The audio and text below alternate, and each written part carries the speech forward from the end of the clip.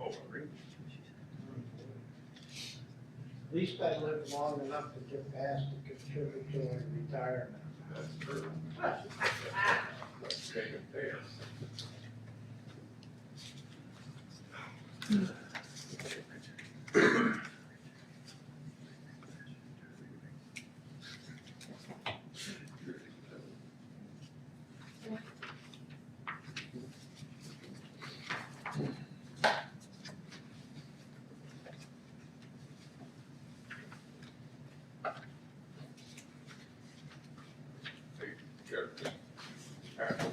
She's on her way. Oh, she said she was on her way. Yeah. I know, I talked to her about a half hour ago, she was on her way then too.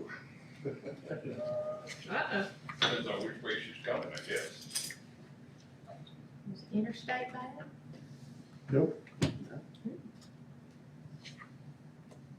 Well, we got a few minutes.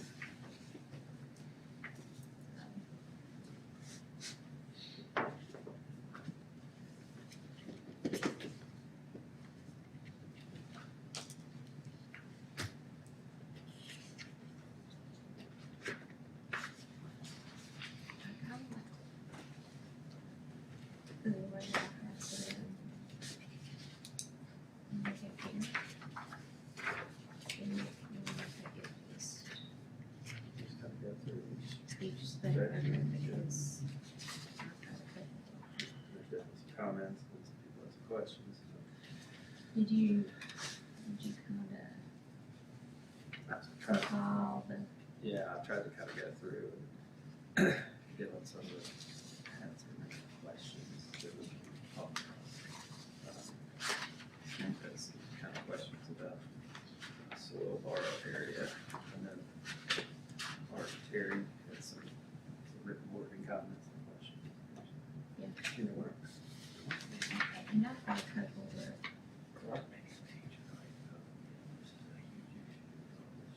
You, 1764 active cases right now, it's up from like a low yeah, I 30 can do this question. for What was it? Loudon County. This on the house, please. Always say you have to take less than once. So the strategy was to have a base that we did a minimum every month, or the percentage, whichever was greater. Does that make sense? Yeah, it makes sense. So that's the, For us, So we got a minimum, or 1764 if the percentage worked out to be more money, then we get the higher dollars from the percentage. should this be?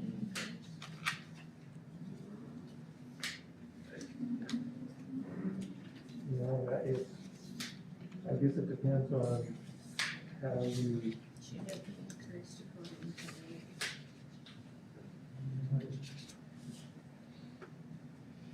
the, maybe they're not. You were at 3.3%. yeah, I don't know. You don't know. It's only starting from multiple choices, all of them were each insurance, but just a little bit off. A new face, how are you doing? But that way, Things going. so far, so good. Round things off. More firm. I mean, what's on the other side?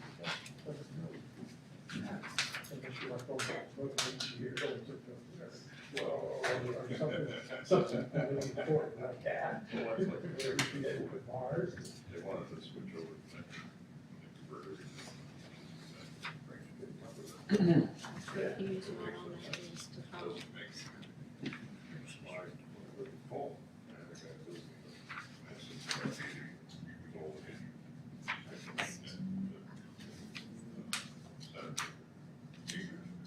Yeah, around they got one. 5 inches. Make it 5 inches. 5 whatever. He did. Car or something like that. That's it.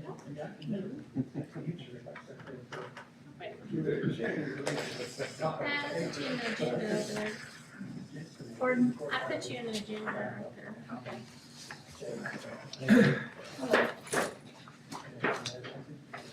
Correct, you know, Please. I said my cord was dragging. Pat, I'm gonna go ahead and get started since it's 6:01. That's fine.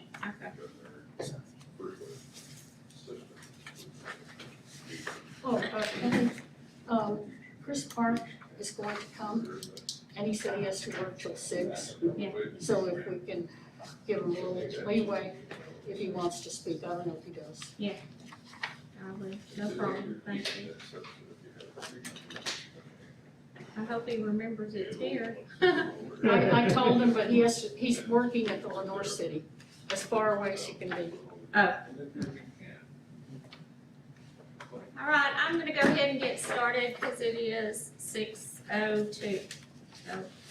So, first, I will explain the change in the meeting from an executive session to a special call. There was concern that we couldn't have an executive session because of pending litigation.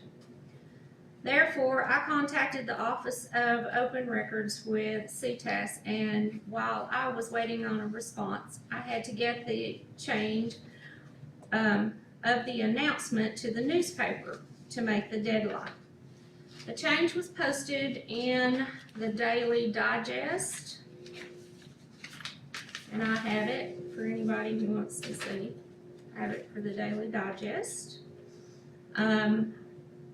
And I received, while that was being posted, I received an email back from Open Records regarding the legalities of an executive session.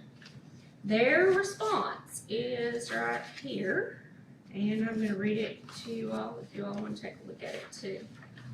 It says, Ms. Brewster, thank you for contacting the Office of Open Records Counsel about the rules and regulations for holding an executive session. The Tennessee Open Meetings Act does not specifically address meetings of governing bodies with their attorneys, often called executive sessions.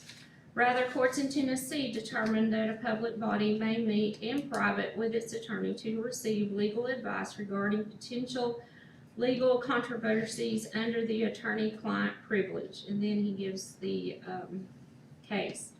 Such as executive sessions operate as a narrow exception to the Tennessee Open Meetings Act, and the members of the governing body cannot engage in discussion or deliberation amongst each other about matters they would need to vote upon during an open public meeting. They may only discuss legal issues / options with the attorney.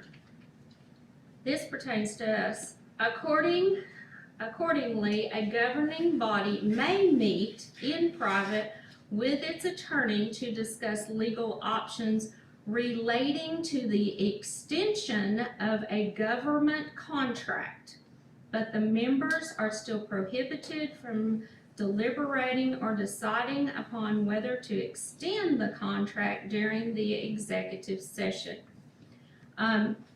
And like I said, I changed it due to the fact that my time frame overlapped, and I wanted to make sure I gave plenty of public notice for a special call.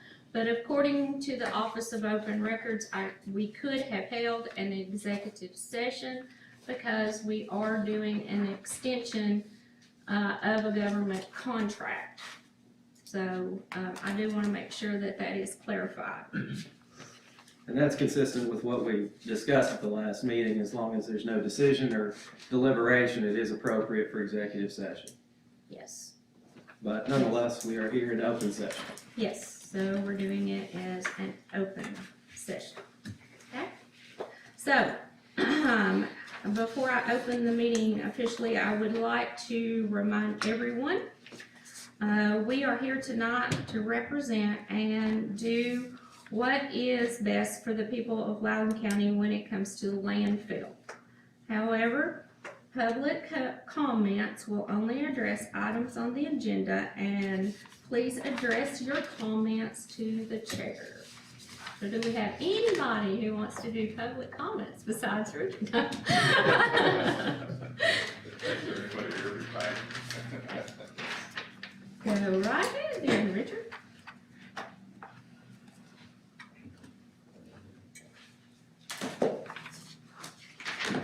I put together a timeline of stuff. It's not. It's only one. They're coming out two at a time, unfortunately. This one. Thank you.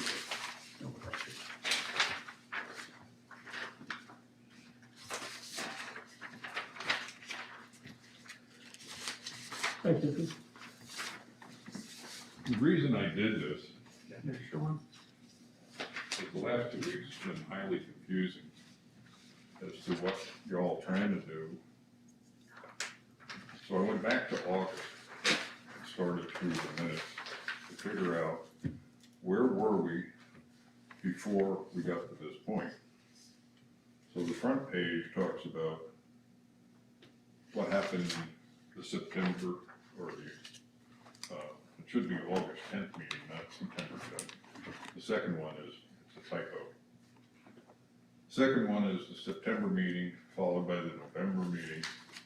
When you turn over the page, you have the December meeting and the January meeting. And then I went to the News Herald.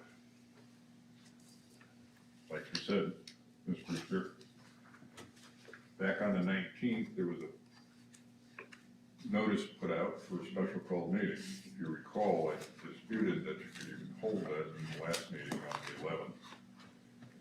And then on the 26th, there was another one, which reversed it from a special call to. Actually, on the 21st. Yeah. It is in the Daily Digest Yeah. on the 21st. I don't look at that thing, so I didn't even know that it existed. Mm-hmm. And, but I do want to direct your attention to the bylaws, the last 4 things on this. In section 3, the purpose of the commission, item 2 is raising and lowering tipping fees, and item 4, making policy decisions obligating the commission to any conflict. In the red line document that you handed out at the 11th January meeting, it does not provide this commission with the tipping fees. And in the December meeting, Mr. Stevens, you said that that was one of the issues that's being addressed. Except I only have a red line version, and I don't know if you've made any changes, upgrades, taken out, put in.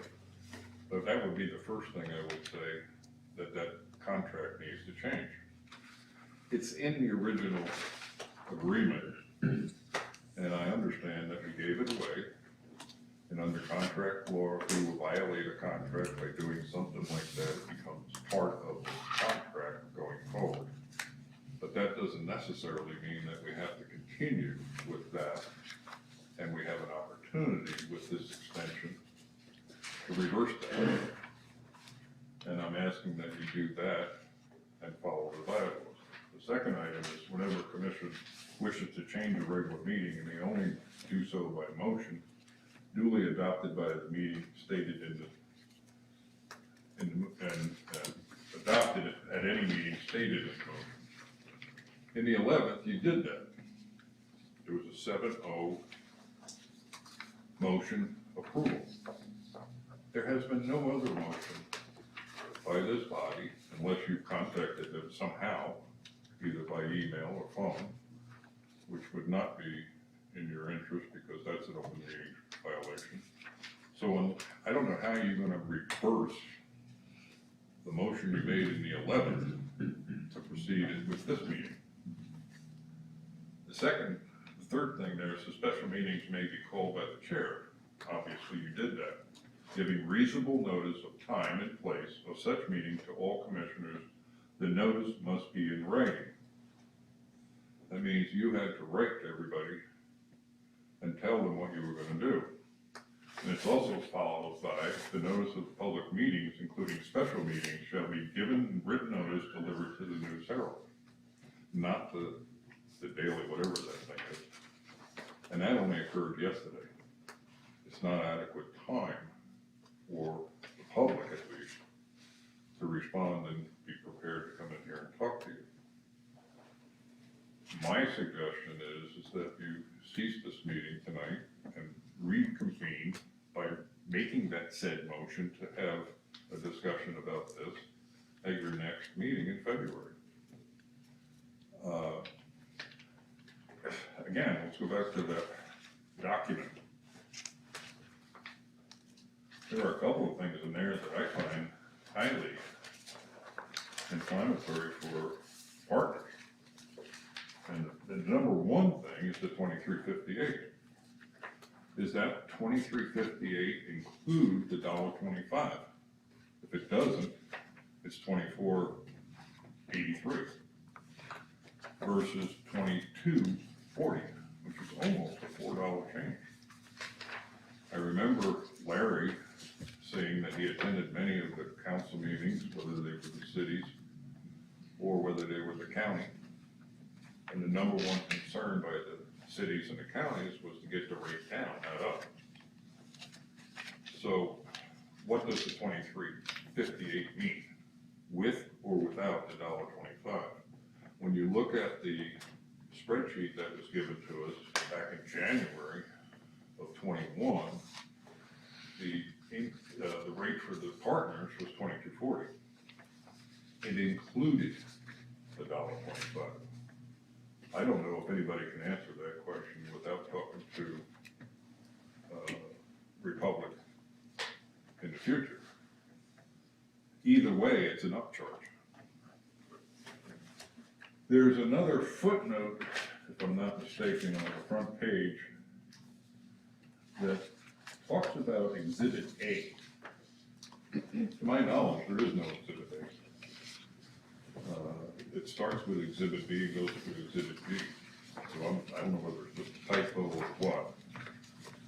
And the last thing I'll bring up is when you talk about the cell closure, CA 1 through 5, CA 5 cannot be closed until Module 5 is open in the unconstructed footprint, which is part of that 14 acres that takes you up to 67. I respectfully submit that that's absolute BS. And here's why. The extension has modules across the same as the 1 through 5 in the 14. And you gotta build up to 1093. On the side of the 53 to the 67, you'd have a 200-foot drop. Impossible to do. You couldn't hold it up there. So the closure of CA 1, 2, 3, 4. 4 can't be done. 1, 2, 3 can be done. 5 can't be done. Because of the same exact reason that you have to get 4 up to the height of 1, 2, 3. And then you have to bring 5 up to the height of 4. If you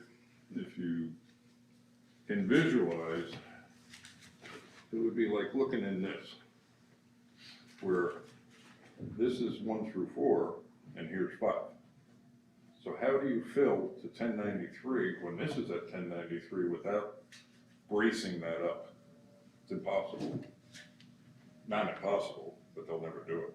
In other words, 4 will have to be tapered down until you get 5 filled up, and then both of them will be tapered back up to 1093. Those 3 are my big points, along with if you have a major permit modification for 53 acres, why do you need 67 acres? Why does the permit need to be that? Because the language in this thing says, all I have to do is turn around and ask the commission, can I proceed on? If you guys say yes, you don't have to go back to TDEC to get that footprint expansion because you already got it. And my last question would be directed at Mr. Stevens. You were quoted in the paper, You're supposed to direct them to me. I'm sorry, You're supposed to direct your questions to the chair. all right. Question to you, Ms. Brewster. It says here, a permit has been requested from PDEC to increase the footprint of the landfill. Already? Now? That's not accurate. I'm sorry? That's not accurate.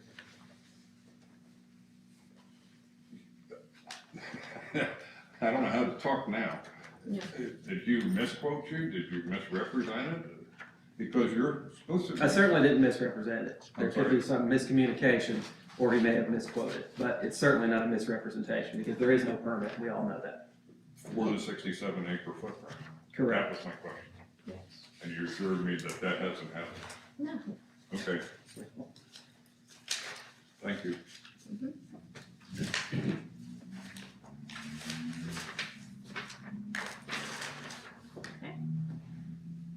Madam Yeah. Chair, I did, I saw him come in. pardon? Is that what you were gonna say? Chris came in, we did not do a roll call either. No, I was gonna ask that. I was going to ask if extra copies were brought for the public, and do they have, For the agenda, or the, for the packet, the agreement, proposed agreement, are there any copies for the public? I have a few. yes, we I have think a I few have extra. copies. Looks like I've got 2 more. If anybody would like a copy, we have Chris, 2. anybody, would you all like a copy? Yeah, I'll take one. Okay. I'd like to have one. If we run out, I'm happy to email. Is copies. this just the one with red line Yeah. Mr. Stevens, would you happen to have a copy of my questions? I have a copy of the question. Did you bring an extra copy, I did not. or did anyone get a copy of my questions? right now? No? No, I haven't distributed anybody's questions to anybody. No. The plan is to go through everything collectively, and you can ask those questions, or we can discuss paragraph by paragraph. Why don't you just give it to guys, Just that red line version? the one that was in the meeting of the 11th? No. It's changed? Slightly. Okay, thank you. We need to do a roll call. on the, And you have a second one That's all I have. for Hugh? I don't have any more copies.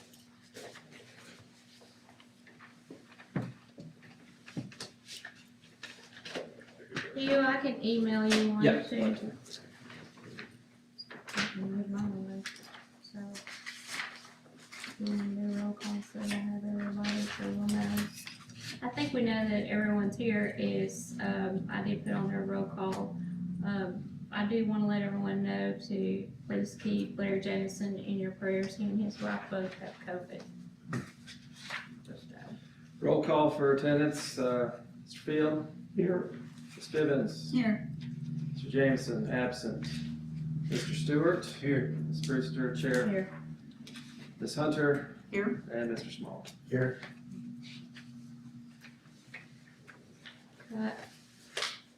Chris, I know that you came in a few minutes late. Do you have any public comments before we start on this? No. Alright. I'm gonna step out for a minute. I'll be right back. Everything okay? I need to check on something.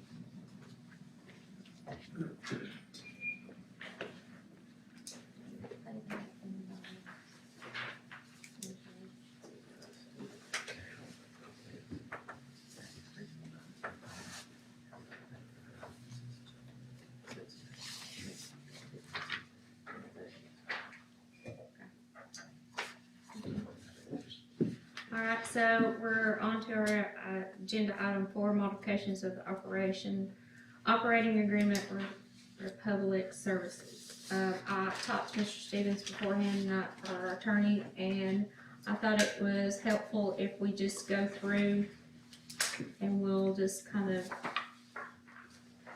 start at the beginning and go through. And then I think Mr. Stevens, has tried to compile a list of everyone's kind of questions so that he makes sure that he gets everything.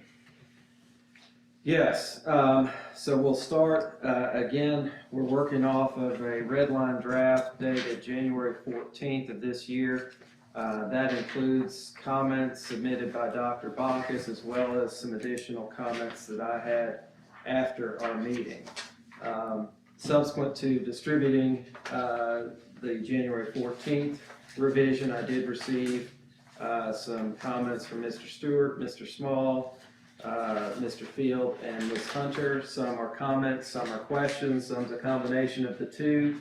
And, rather than me submit answers to individuals before the meeting, I thought it best to have an open dialogue and discussion so we could go through all comments and questions, together as opposed to shooting emails to individual questions. So the plan is to kind of go through the agreement. Obviously, we're very familiar with the concepts that have been around for dating back for a number of years.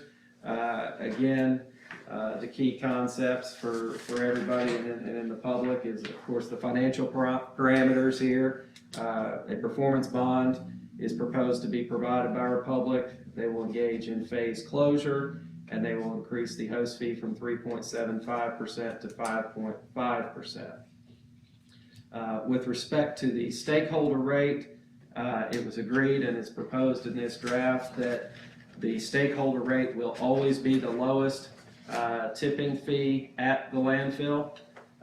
With respect to a question asked earlier, that stakeholder rate in the contract does include the $1.25 imposition.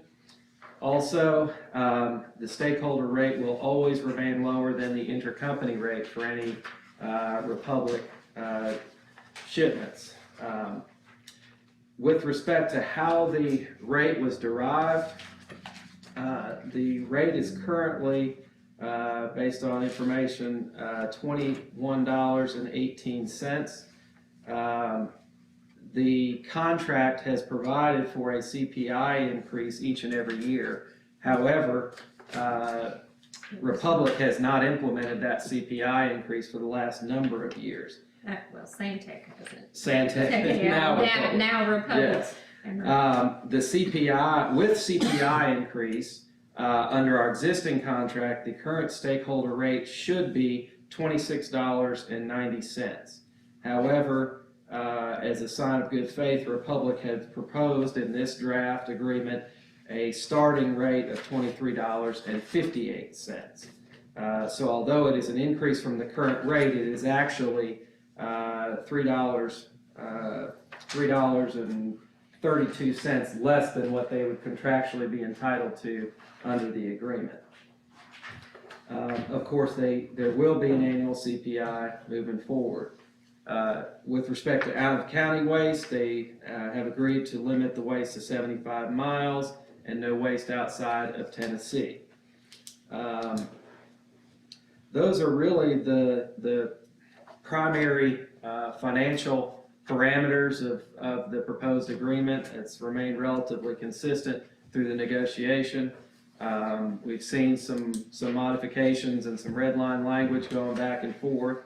The last draft, of course, from Republic was prior to our meeting in January, and so this is our opportunity to discuss a response.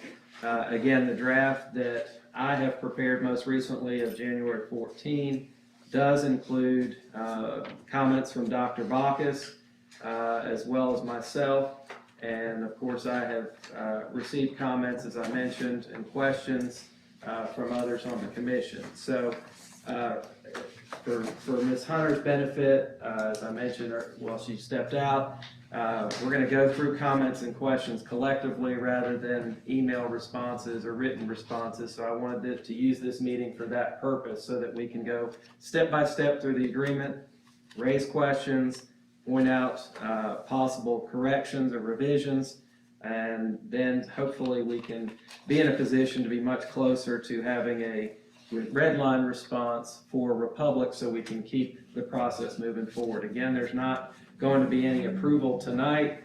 This is just an opportunity to discuss collectively specific concepts and revisions. So with that being said, I'll just kind of go through, and I've tried to capture some comments and questions, but I know there are many. So I'm trying to kind of go through it one section at a time. If I haven't captured your comment or question, please let me know. With respect to the first paragraph, paragraph 1, there's some language in the second full paragraph, and you'll see it on the second line of parenthetical, which starts such final and non-appealable major permit modification. Does everybody see where I'm reading there? A comment, and I think a good comment, was to remove the language final and non-appealable, because I don't think that really clarifies. The intent of that paragraph is that they're defining the permit modification, and I'm not sure what final and non-appealable really does other than create some confusion. So that's a red line suggestion to strike that in both the second and the third line. But essentially the purpose of that paragraph was to define the major permit modification that's going to be submitted to TDEC. So you want to strike? Final and non-appealable in both references on the second and the third line.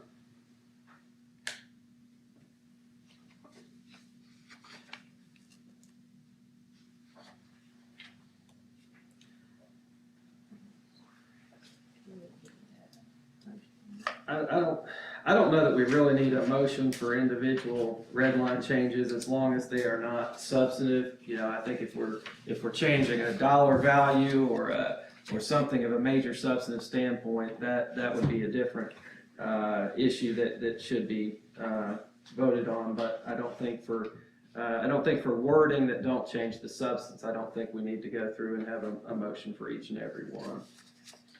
I think if there's some discrepancy in what some of us want, then I think Sure, we need of to course. take a vote. Yes, of course. So I'm going to assume there's consensus on some of these wording changes unless somebody tells me otherwise. Is that kind of a fair way to expedite the process? I think so. There were some questions, not necessarily comments, going into Part A, just talking about the acreage of the proposed expansion versus the permitted footprint in the major permit modification. And just for clarification, as currently drafted, the proposed permit modification would be 67.2 acres. However, Republic would only have an opportunity to fill 53 of the 67.2 acres, thus leaving a permitted but unfilled portion of 14.2 acres. Now, the reason that this was done, and again, this was an early part of the negotiation many years ago, the reason was to give this commission flexibility. If they want to expand and continue operations, they will have that airspace available, but it's not required that they continue. If the commission, at the conclusion of any extension, decides just to close the landfill entirely at the 53 acre standpoint, that would be their prerogative. Because Santec Republic does not have any ability under this proposed amendment to proceed into that 14.2 acres. So I know some questions have been, why don't you just seek a permit modification for 53 acres as opposed to 67? And again, the answer to that is, given the time it takes to do a permit modification, that can be 2 years, it can be more than that potentially with TDEC. This commission didn't want to put a future commission in a standpoint where they don't have some flexibility, because once you run out of airspace, you don't have flexibility. So you wanted to go ahead and get that permitted airspace. However, by contract, Republic is not entitled to fill that space. May I ask a question? This is a what-if scenario. What if by the time that it's time for the contract to expire, what if they come back and say, well, we haven't met our contractual obligation of the airspace that this contract says, and we're going to need, more time or more of an extension in order to meet that? How do we have something in there that doesn't create a situation where they're saying like they are now? The contract says that we have more airspace, and, the commitment is to fulfill that commitment even though it may go past that period. How do we keep that from happening? And that goes to section 3.5, and that's why we wanted to put in an absolute end date. This proposed amendment ends at the earlier of the date that they fill the 53-acre amended footprint, or December 31, 2038 is an absolute endpoint. So if they haven't filled the 53-acre footprint at that point, the contract terminates on that date. So that's a fair question. That this they're not incentivized to slow walk it, or if they don't fill it for any various reason, we wanted an absolute end date on December 31, 2038. Okay, so they can't say like, you owe us according, like, to the current contract, that we haven't fulfilled Right. our side of the obligation. No. Does that make sense? Right, understand. No, they would not have that ability. Okay. With that provision. Any other questions? One wording change that was suggested on the second page, and I think it's a correct wording change. On the top line, it says the remaining permitted airspace of approximately 14.2 acres.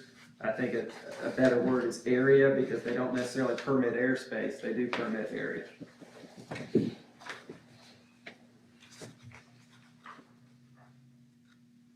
So we would strike airspace and put area Correct. instead.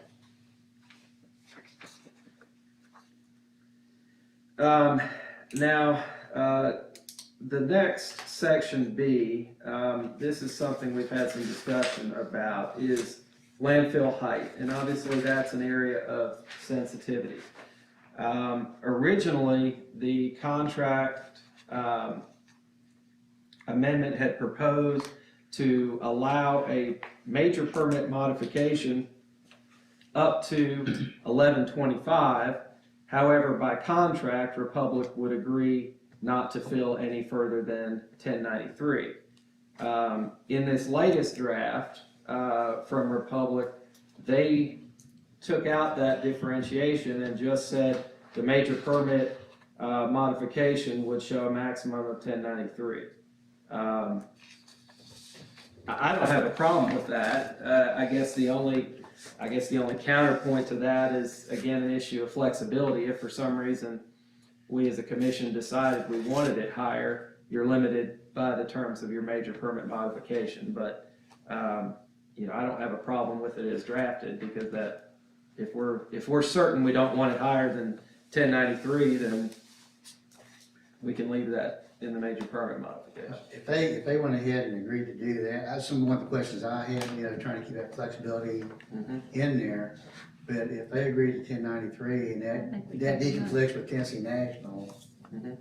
Yeah, I mean, I think we keep it. if we're good with it, then you've got both the permit and the contract saying you can't go higher than 1093. So unless somebody has objection to it, if the objective is to reduce the height of the landfill, this fulfills it.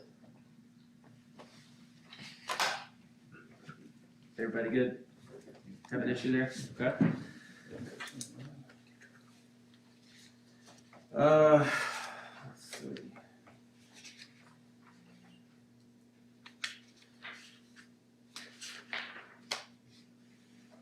Some of the next provisions are a bit wordy, and these were put in on page 3 by Republic. The concept essentially was to be that if TDEC doesn't approve the major permit modification, and therefore the 53-acre expansion is not approved, that this extension is null and void because we can't meet the terms of it.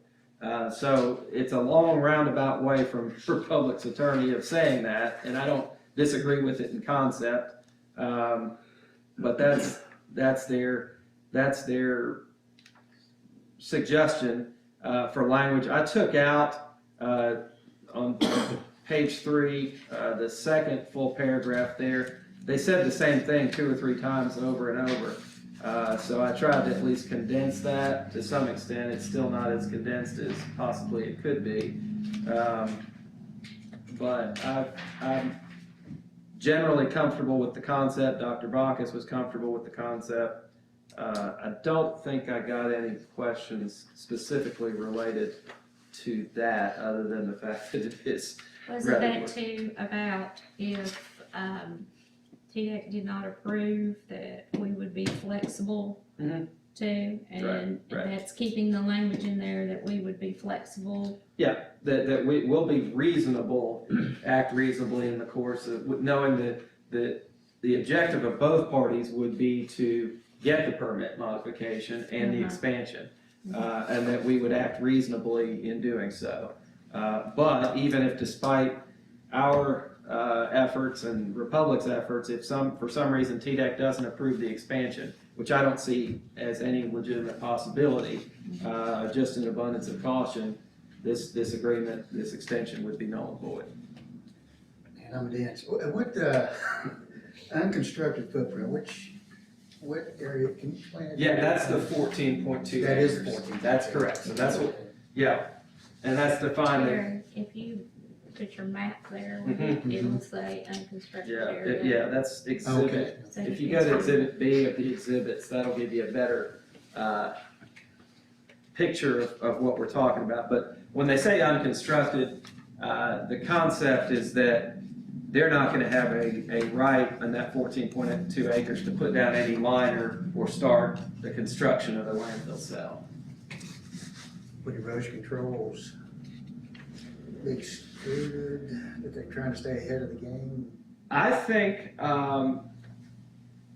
they would still have an obligation to TDEC to some extent. If TDEC sees anything from the permitted footprint that's improper, leachate, whatever, they would still have the same obligations they always do. No different than if the current landfill was leaking or eroding or failing, coming onto any of our other boundary or buffer property. Mr. Stevens? Yes. Question. Did you address Mr. Anklin's question, and I thought it was a good one? Where's Exhibit A? Exhibit A, it is a good question. Exhibit A is from the original contract. Okay, So it's not being amended. The original Exhibit A, and I think Exhibit A is the legacy footprint, if I don't recall, it's been a while.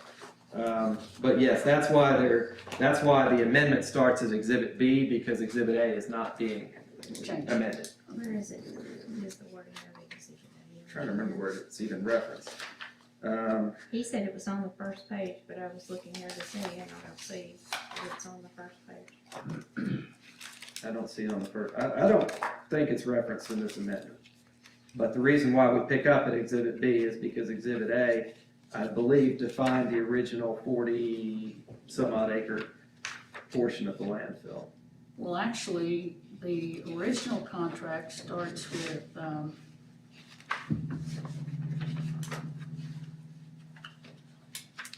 yeah, you're right. It's the legal description of Matlock Bend landfill. That would be what was on the deed. Yep. That's why it's Exhibit A. But Exhibit A isn't even referenced on that page. So what we're doing here, since it's an amendment, if something's not changed from the 2007 agreement, whether it be exhibit or provision, we're not touching it here in this amendment. I think that takes us to page 4. Again, the agreement period is what I just touched on with Ms. Hunter. They have the opportunity to fill the amended footprint, which is the 53 acres. But if they fill that 53 acres, the contract expires. Or if they haven't achieved that by December 31, 2038, the contract will expire. the next paragraph, I did get a couple, good, helpful wording, suggestions in paragraph 3. The first sentence says, "Commission shall take any and all actions necessary to provide the contractor access to and right to use soils from the real property adjacent to the landfill." I think a fair point is any and all actions necessary can be broadly construed. And so I think it's better to strike that and just say the commission shall provide the contractor access to and the right to use soil, as opposed to any and all actions necessary, because we're not gonna build a bridge, we're not gonna, put in a new road, we're not gonna do anything. We're gonna give them access. So I think that's a good revision. Going down in that same paragraph, in part B, talks about, this is the use of the adjacent property for soil, and the concept was going to be that they can't use the soil or do anything in the adjacent property until TDEC's approved it and the commission has approved it. And the original language said, the second to last line on that said, "before any grading and excavation commences," and comment was to include "before any clearing, grading, and excavation commences," just to make more certain that not only can't they grade and excavate, but they can't clear until they get permission from TDEC and permission from the commission. So that's an addition. And also, Part A above talks about an erosion and sediment control plan, and Is it ES&C or E? E&SC, yes, yeah, they had their attorney had put that in backwards, but it's E&S, erosion and sediment control plan, and that's something that TDEC would require. I would propose, based on a comment, to include a subpart C at the bottom, before they can commence clearing, etc. They also have to implement the approved E&SC plan requirements. So basically, they have to have a plan for sediment control. The plan has to be approved by TDEC. The plan has to be approved by this commission, and then they have to put in the sediment control before they can start clearing, grading, etc. Okay, I'm sorry. Go ahead. Okay, I have a question with regards to the clearing. I know that it's been a while since I've been over there, but I know that we have some very valuable timber. And last time in the old contract, we gave them the rights to the timber. I think in view of wood being so expensive for building, that we should not give those rights away. That we should look into any money that is made from that timber that the Solid Waste Commission. Is there a wording sentence that we can put in there, something about the timber Yeah. is? Yeah, that basically the commission shall retain all rights to timber on the. Yeah, because Property. those hardwoods and they're going to be valuable, so. That's a fair point. We don't necessarily have to exercise it, but if we choose to, and if it's financially viable, we can.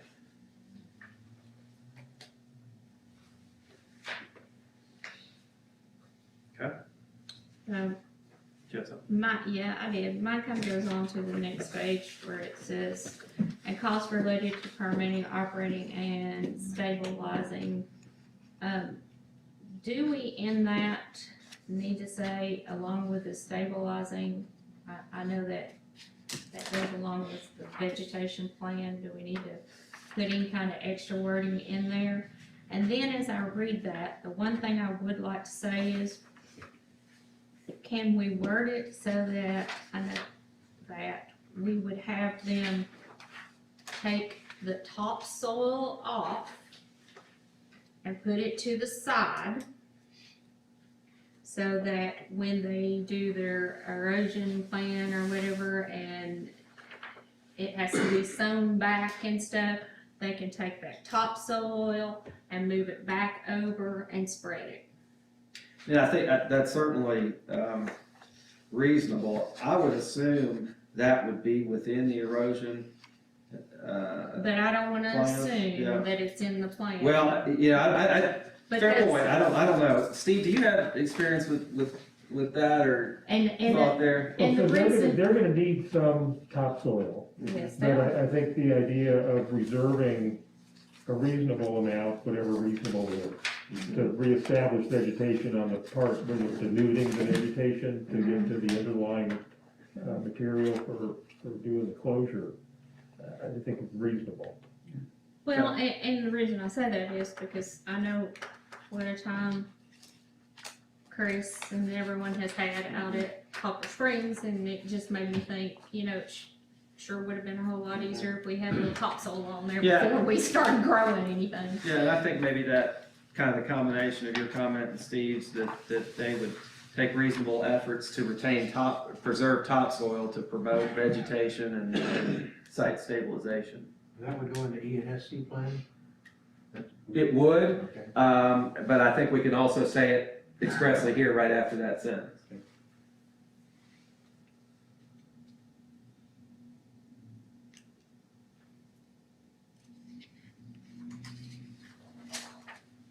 Kevin, you wanna bring up my question about what kind of state the, Yes.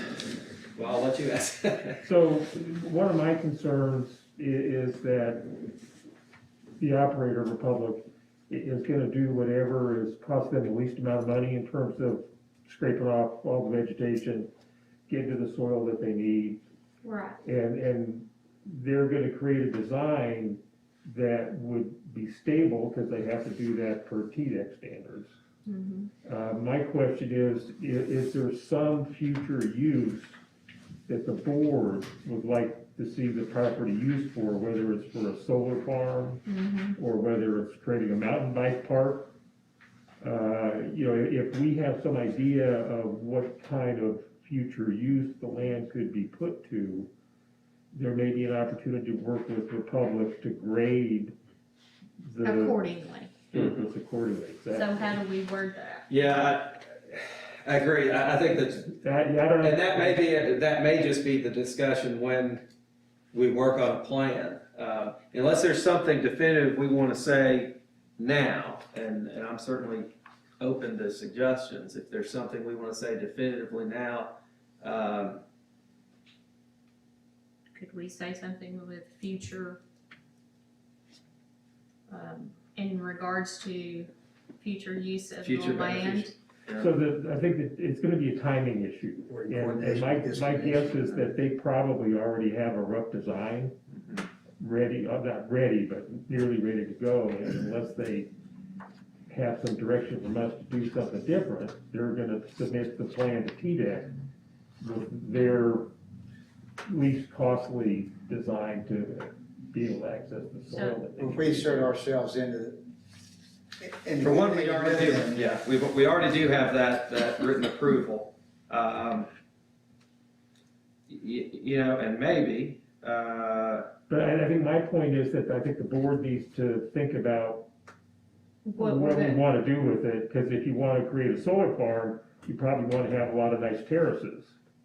If you wanna create a mountain bike park, it's gonna have well, you'd different. still types of- have, you would want terraces too for a mountain, here's, Yeah, wouldn't you? here's my suggestion, knowing that we don't know what we don't know in the future. On the page before, it says the commission, they're gonna ask the commission for its written approval, and then there's a clause such, which approval shall not be unreasonably withheld. I think we could just strike that and say they have to have our written approval. Because then that takes away an argument about whether we were reasonable in approving how they used it or not. And then, put in another sentence at the end and say, take reasonable efforts to coordinate with the commission for the future beneficial use of the land. Don't forget the timber. It gives us a little bit more say and protection in how because anytime you've got, which can't be unreasonably withheld, You know, they could say we wanna dig a giant hole, and we could say we don't want you to dig a giant hole, and then you've got an argument as to what's reasonable and what's not. So if we take out that, I think that's a point to push back on. Everybody's okay with that? Yeah, I think something like that would work, but, you know, again, I think from the community, from our standpoint, if we're gonna put that in, we need to, you know, put some thought and some actions on what we want that to look like, so they can include that in the design that goes to Peter.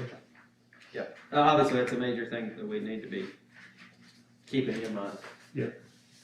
Mr. Stevens, would you repeat that as far as the wording, either striking or adding? Sure. On page 3, the fourth line to the bottom, I will strike, which approval shall not be unreasonably withheld. And then at the end of that paragraph, on the following page, Republic shall use reasonable efforts to coordinate with the commission for future beneficial use of the land. Again, it just kind of puts a little bit more onus on them to cooperate with how we want that land to be used. Even though soil's gonna be taken away from it, we wanna have some say in what they're gonna be doing with it and how it's gonna look and preserve. And then also, we added the preservation of topsoil in that we talked about, and the timber rights to that paragraph.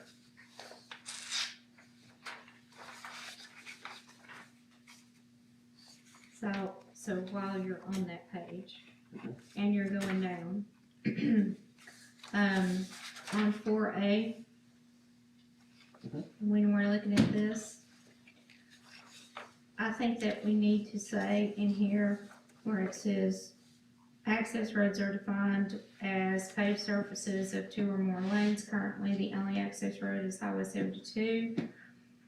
But additional access roads may be constructed over the term of this agreement. I think we need to say, limit that to access on 72, because they could come around on the backside and access from, and I believe that's, what is that? The road. Right. I mean, I guess we could just strike that clause that says, but additional access roads may be constructed over the term of the agreement. You're right, because that just kind of opens the door to some interpretation. Yeah, and, I mean, they can, it's Matlock Road, is what it is, and we don't want them going through on the backside of Matlock Road I would strike and making that. an access road that way. I think it needs to stay, I think it should say limited to Highway 72, because they could come across the Purdy property, would not be a big deal right there. Yeah, so we could say currently the only access road is limited to State Highway 72, and then put a period as opposed, and then strike that, but additional access roads may be constructed over the term of the agreement. I mean, obviously, if we decide we want to do that, that's something we could vote to do, but I would take that out, and that way there's no question of interpretation. Okay. You think that takes care of it then? Yeah, I think that's a good point.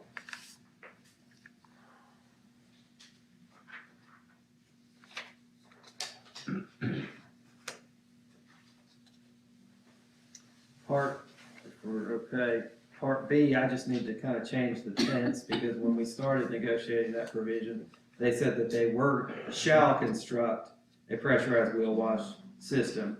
Well, they have constructed, but it's what's important is the next part, that they shall make reasonable efforts to ensure that all traffic exiting the landfill fully utilizes the wheel wash system before accessing any access roads. So it's important to keep that B, but it just needs to be cleared up that they already have.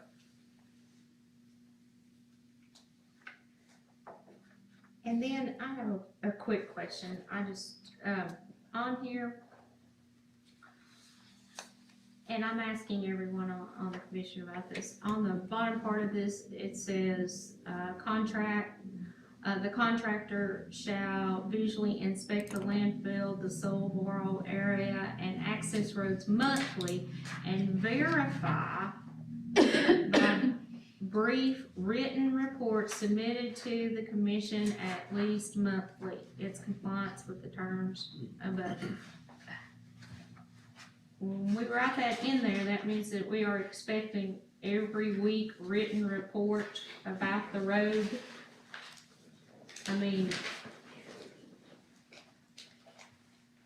I'm not saying we don't need reports about the road, I'm just saying the way we've got it written, do we need to say a brief monthly, well, we took monthly out, but then you put monthly down Yeah, here. it's just a wording tweak, I mean.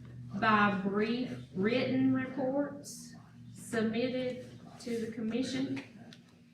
Yeah, I guess we don't know, I guess your question is, do we feel like we need them at least monthly? Maybe we could change that terminology from monthly road reports to just,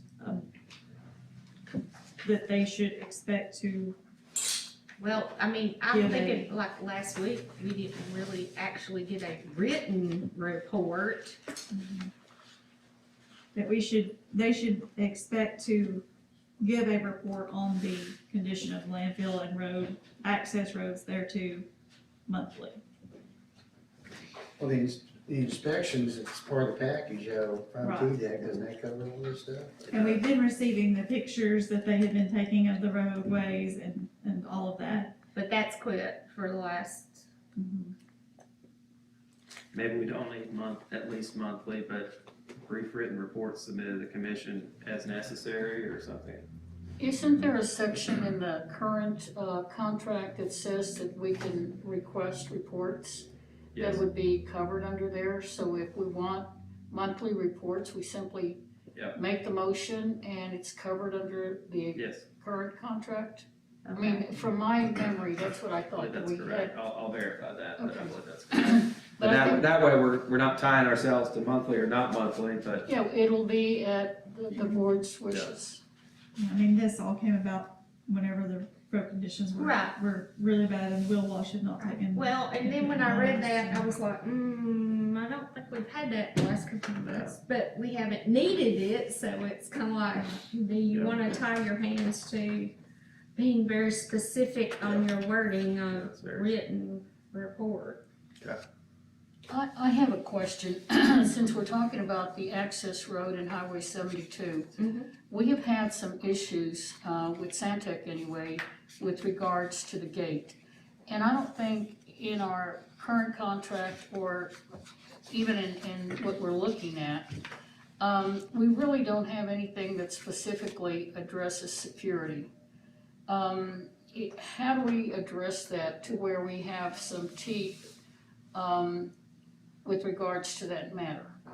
It seems like they leave it open and they have an excuse or whatever, but to me, that's a liability for the solid waste. So how do we address that? Can it be addressed here? yeah, I Or think we how? could say something, Santec shall take reasonable actions to Keep secure. Republic. It's Republic. Well, it actually isn't. It's still, the same entity is still our contracting entity, Republic's just the one that's the sole Okay, stockholder. So take reasonable access to secure the gate, outside of normal operational hours. Because we really Yeah. don't have a security, paragraph or in the existing or the current one that addresses the security of the landfill. And, it sure would be nice to tie it down to something specific. Santec take reasonable actions to secure the landfill and gate outside of normal hours of operation. Yeah, because, Would it Republic be, or whoever it is, contractor. would it be good to say all access points? yeah, I think Secure that's a good idea. access because- points. Landfill and all access points. Yeah, because they worked really hard to keep the guys that were coming in hunting on the property, and they've, for the most part, gotten that taken care of. That's true. And we may have an issue on another side of the landfill that has to be addressed, and the security would be there, that they have to do it. Oh, so he It doesn't. has to be addressed. Nice picture. Okay, And he said that they have put cameras in place. okay, Matt, our friend Larry's watching, hopefully feeling okay. Had a comment that, he does want the monthly reports, and With pictures. with pictures. So, I mean, I'm not, everybody's, I'm good with it. Give a format or a checklist or. yeah, Yeah, that's true. It could be a written report, it doesn't have to be. Set a checklist with Yeah. pictures. maybe we just say reports submitted to the committee, so reports submitted to the commission with pictures at least monthly. That's good. Yeah. Okay.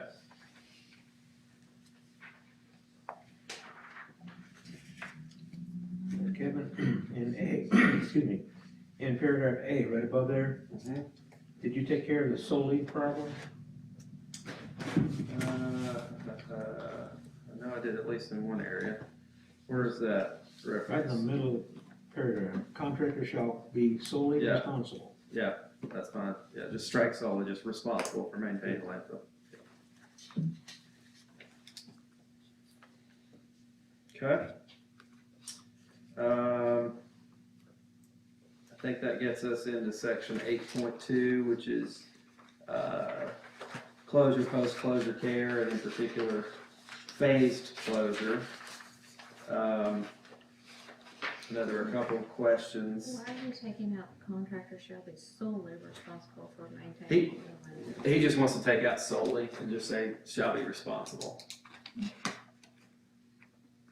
Is that? To the extent generated or resulting from access or use of the landfill, all access roads there to within.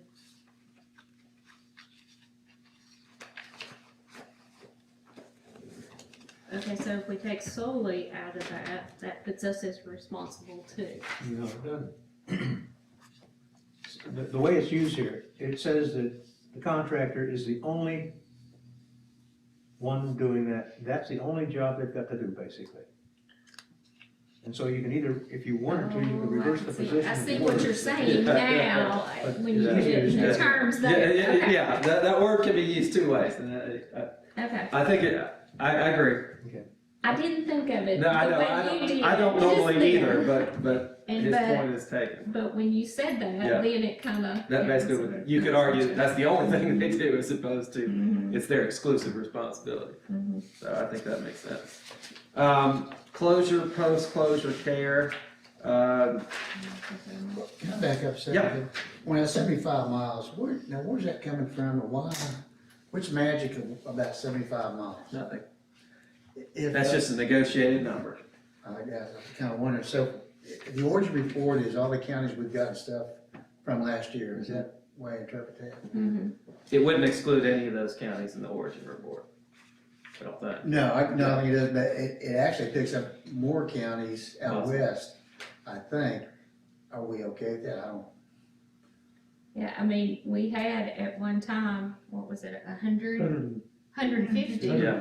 150, So this was just a negotiated and point. that to- would have got us way down in the other side of Georgia. Oh, yeah, I mean, the state line's one thing, but I think I did the other day, and we're out past Cookville and Crossville. 75? Yeah, and, I didn't know if this, But- normally the counties we work with, we just, instead of a radius, we went to the counties. I'm sure they wanna pick up Chattanooga for some reason, because that's where the.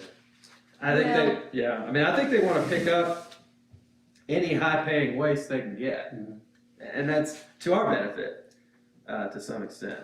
I mean, I'm just curious. Yeah, no, it was 70. pure, yeah, it was purely negotiated. They had, 150 was original, this was, will you take 75, and they did. There wasn't magic to it. Yeah. But I think And we then have it's addressed again over there by saying, no out of state. no out of state. Yeah. So we How do we monitor that though? Like if we have, it goes all the way down to Chattanooga. And they have a transfer station there. And we know that you can take garbage to a transfer station. You can take it outside of Chattanooga and bring it to Chattanooga. I mean, that was one of the articles that I read, was that they were doing that. How do we keep out-of-state garbage from coming into a transfer station that they could say, well, it came from Chattanooga because that's where the transfer station is? What did your article say about having to stop that? We talked about this with Republic a little bit, and, you know, they said that they have obligations on the origin of trash, that they have to file origin reports for every delivery, and that a transfer station does not count as an origin.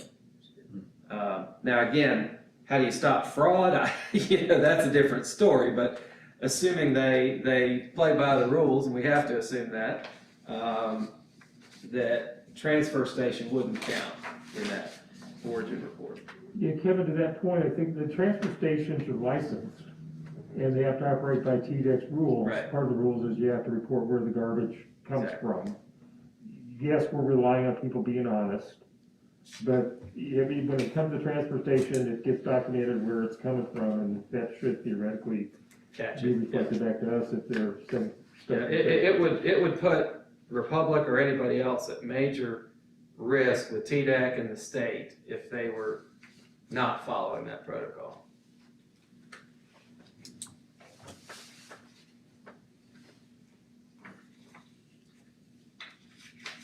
With respect to closure, post-closure, again, this is something we've talked about a lot.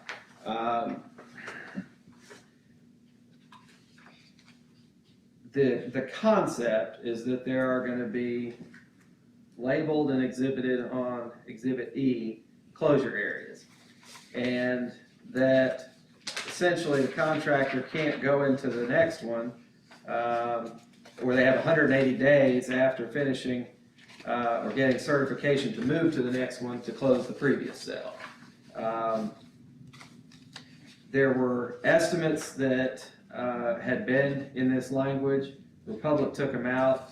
I have put them back in because I think they do need to be in there. Again, they're estimates. We don't know exactly when CA1 is going to be closed or CA2 is going to be closed, but I think it's important to at least show the intent is that they're not going to be closed at the end of this, and they're not going to be pushed back to the very end.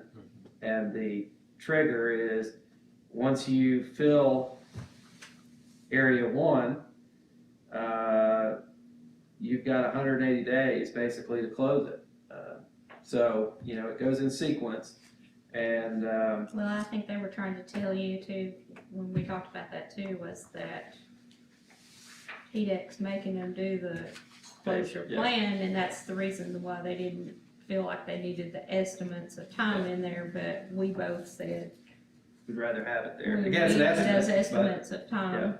I'd rather have it there because it just gives them a little more accountability, I think.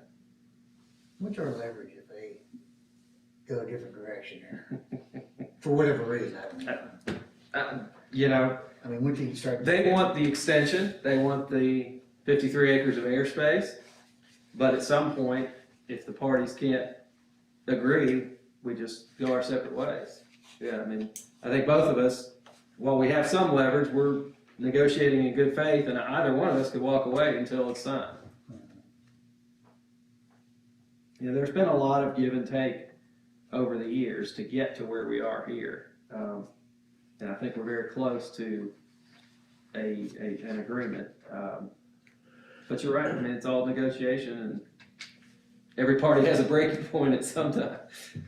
In August, when we voted to give them the approval to send it to TDEC, I think, at least it's my recollection, that we were going to revisit the closure, post-closure plan that was submitted to TDEC. And I guess that was one of my questions. You know, we hired Dr. Bacchus to look at that. He gave us some recommendations. He felt that we should be closing the acreage sooner, and yet we're not doing that. And that is the biggest liability, is the fact that we've never been able to get them to close it. And at what point do we say, you know, yes, you want 53 acres, but Part of that is gonna be that you need to start closing the cells that you haven't been using for years, that Dr. Bacchus identified that could be closed, to lower the liability for the county, period. I mean, that's a concern, Yeah, that we haven't been able to do it, and I think at some point we have to push the issue, especially with Dr. Bacchus and his strategy and his recommendations. don't disagree. Obviously, we're best served to have as much closed as possible, as fast as possible. The challenge that both Dr. Bacchus and Republic have is anticipating how long it's gonna take to fill it, because there's so many variables. So the backstop that we put in here, I think is good, because regardless of time periods, it says you can't move on to the next one until you close the previous one. Dr. Bacchus said, yeah, I think you could close, but I think at the end of the day, and if I misstate this, it's not my intent, but I think at the end of the day, he left that meeting when he talked to us saying that their proposal was reasonable. That was my recollection, that he didn't, while his thought was earlier, he thought, I think his takeaway was that it was reasonable. Is that consistent with what everybody else recalls? So I don't know how to, I think we've defined CA 1, 2, 3, and 4, so we know they're sequential.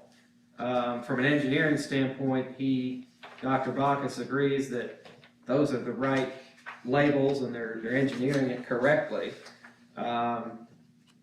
These dates, it's just really impossible to pin down to a date because there's so many variables of waste. So I think the best method that we came up with, and Dr. Bacchus was involved in this, was basically coming up with, you've got 180 days after you move on to the next cell to close the last one.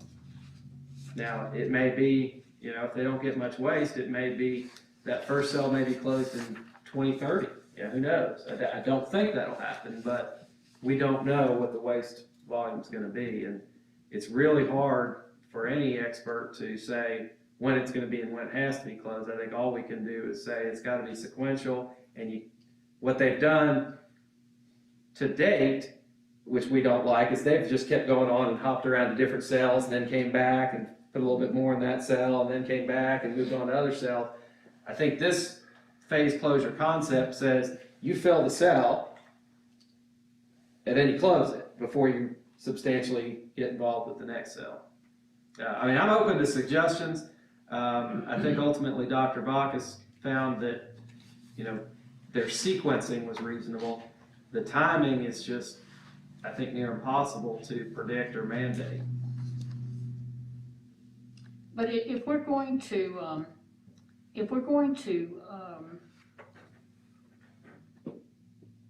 address the amount of money with our shortfall, we're going to have some kind of a plan.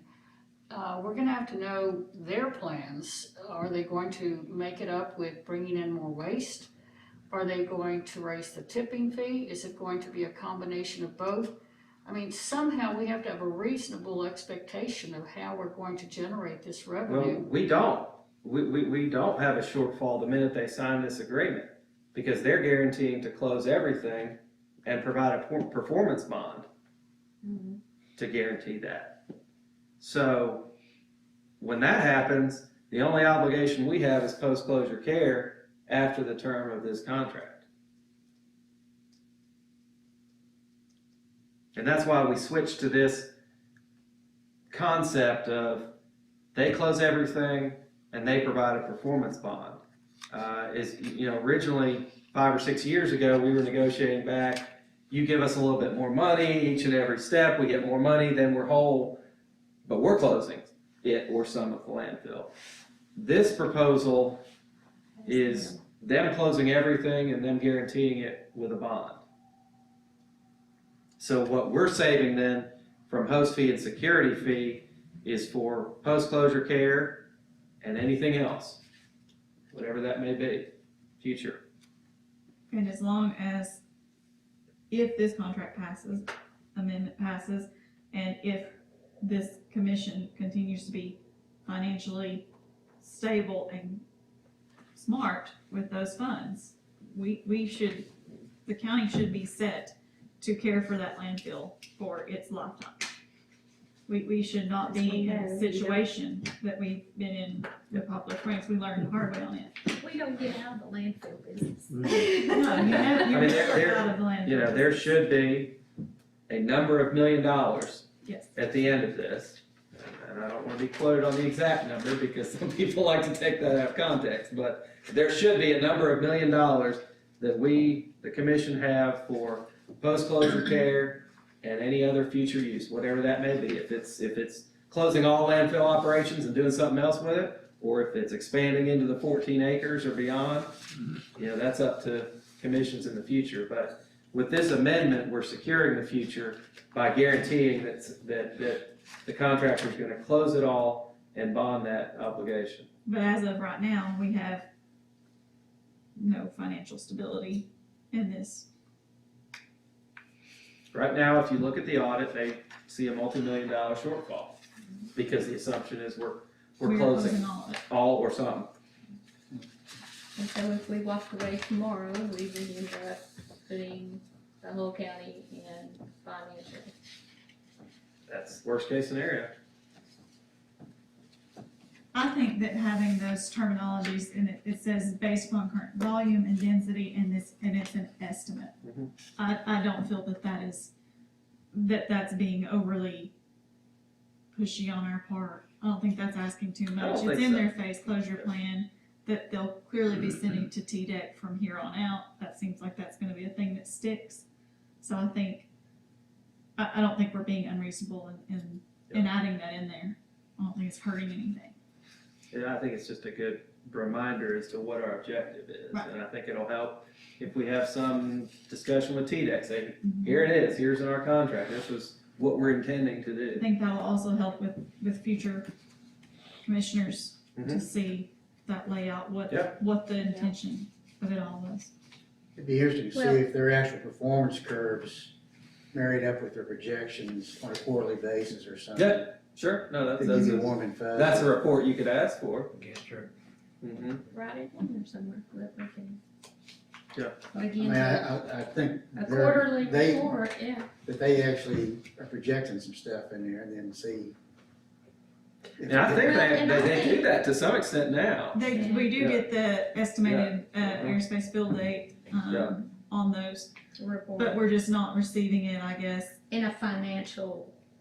in per And it doesn't line up with these closure the areas. closure. You know, areas. right now it's just talking about little cells, and, you know, cell H1, you know, that doesn't mean a whole lot to us necessarily. We could just ask them to extend Yeah. that what they're doing is a sale onto a, An area. Yeah. closure area. I think they could do that very easily. Thanks. And I think that's gonna, you know, TDEC has just now started that movement of send us a phase closure. And they don't know what they're looking for. They basically said they don't know what they're looking for yet. So I just hope they keep pushing that and then, It's every bit that TDEC pushes helps us. Yeah. In that regard. Yeah. Art wanted to take out another soul on the next page. Take them on out. I agree with Art. No, it makes sense when you It look at does. it. The contractor shall be responsible at its sole expense for compliance. It just says shall be responsible for compliance with post-closure care for all portions of the I landfill. kinda had a question there too. It Yeah. says, assuming proper closure of all cells in the landfill built prior to the commencement date during the term of this contract, or during the term of this agreement. I don't know, that it just, the contractor shall also be responsible at its expense. Yeah, so. When it says during the term of this agreement, I think their intent was, and I, you know, as you think about it, assuming the proper closure of cells, you know, I think they were trying to argue that they shouldn't be responsible for post-closure if they didn't close a cell, if somebody else did. But the reality is, they've been here. Yeah. They're the only ones that did it, so if it's not proper, it's them, right? Yeah, and the stuff that's closed on the old landfill, they closed it. Yeah, so I think we just strike that first clause, because Kelly, I think you're getting to the point of it, it's just kind of confusing. It was confusing Yeah, to and me it leaves too. open something. So I think we just strike that clause and say the contractor shall also be responsible at its expense for compliant with post-closure care for all closed portions of the landfill. I mean, I see why their attorney did that. He may not have known the history and thought, well, maybe somebody else closed some other portion of it and we don't know what they did or didn't do, but the reality is it's always been them.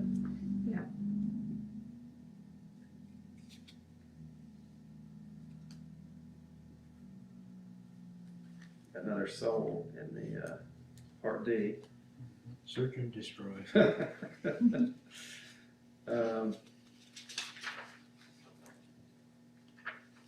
Financial assurance, I think that's, When it says in there on D. Yeah. On Part D, Phase 1. For compliance with post-closure care for the Phase 1 portion of the landfill. The phase one is the part of the landfill, the old landfill is closed. Okay. but Well, do we need? so we just said, but I put in there, this was my wording here, do we need to spell out what Phase 1 is? Or, It's defined in the document. in the well, I knew original, it was defined there, but I didn't know with them. I think phase one, you have to go back to the original design and it's called out the design. I will double check to make sure when you read this in conjunction with the 2007 agreement that we're amending, make sure we're not missing anything, but I think it is correct. Okay, it I'll just double check popped that. out Yeah, no, at me it's that, Who calculates your performance bond for the guys? Yeah, TDEC does? and the mayor has to sign it.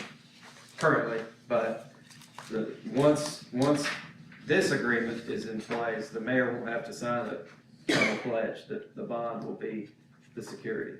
So actually, where that comes from is when you supply in the permit, you've gotta have your closure plan in the permit and you put in your expenses that you are estimating what closure cost is gonna be.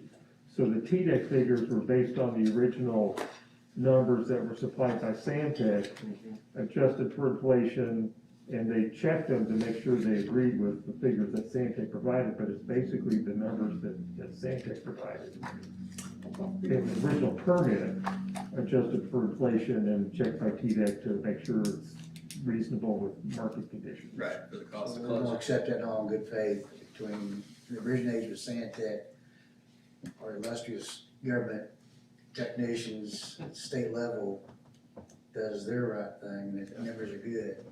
I mean, I think the only backstop we've probably got is Dr. Bacchus periodically saying, hey, does this look like the right cost? You know, he knows and estimates closure costs. Yeah, so that well. was one of the things we asked him to do, was to double check what figures TDEC was currently using.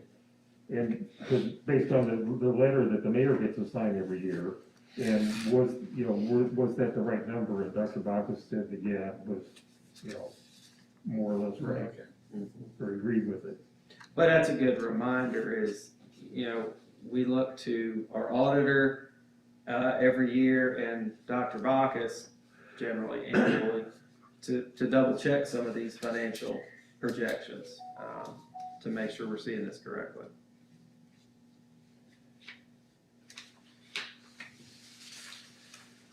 Again, financial assurance, 8.3, that's the bond. That will be the primary security for TDEC as well as the commission. 10.3, tipping fees. I know there were some questions about that. May I ask about 8.3, with them carrying the bond, is there going to be something that we will receive yearly where we know that they're doing this?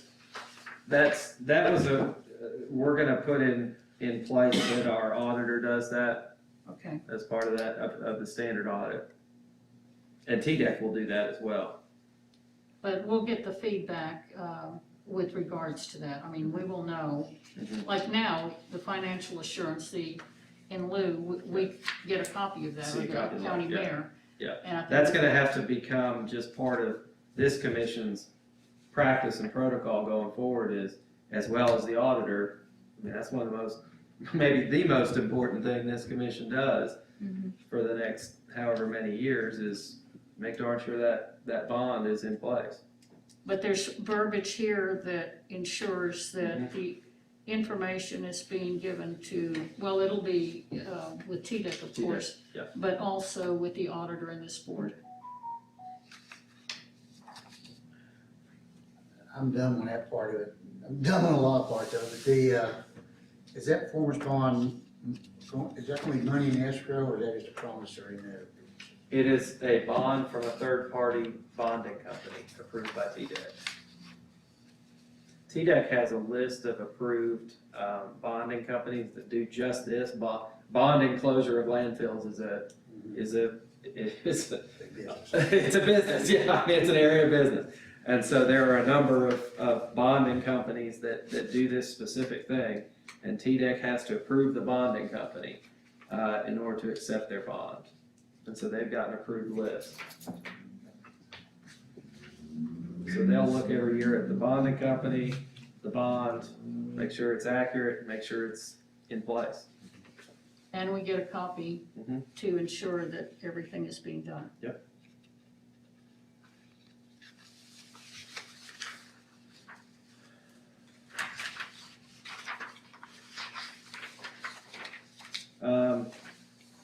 Now, everyone does understand about the tipping fees too, that, one of the things that we wanted to make sure was that the entities were the lowest,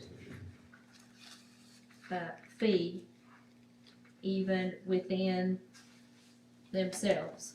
In other words, if they had a hauling company themselves, they were still, the entity became the lowest tipping fee. And I think it was kind of interesting to find out that Santec had not adjusted the tipping fee for the entity, for the last, how many years did it? 3 or 4 years while It we was were. like, Maybe 4. I was thinking 4 Yeah. or more. Mhm. And it was kind of a shock to see that it had not been adjusted according, I think it aligned with the period that we've been talking about this extension, and they just they just hadn't, thought it was kind of a sensitive subject that they didn't want to increase the tipping fee while we were negotiating, and right. we happened to have been negotiating for 5 years. Mhm. This is that CPI reference you were talking Yes. Yes, yes. Yeah. And, So this is significant for 2 reasons. yeah, they could have gone way up. Yeah, yeah. I mean, one, it sets the stakeholder rate at a low rate. $23 is a very low rate in the market of the Southeast. That's extremely low. It also now says that they can't go below that, not only for them, but for others.